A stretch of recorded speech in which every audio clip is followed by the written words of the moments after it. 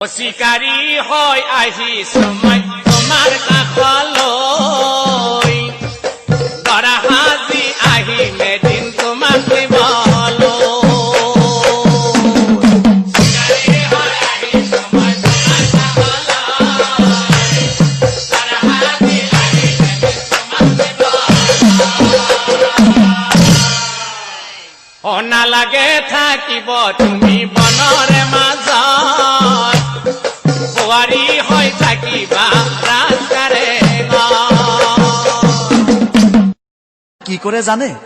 আনৰ বস্তু নাৰীবোৰে ও সদায় ভাল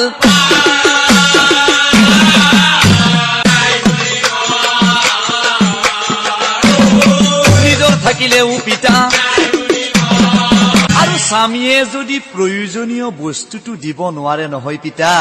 ও নিজৰ স্বামীকে এৰি থৈ ও পলাই গুচি এই কাৰণে মই কৈছো পিতা নাৰীৰ সমান মহাপাপী নাৰীৰ সমান মহাপাপী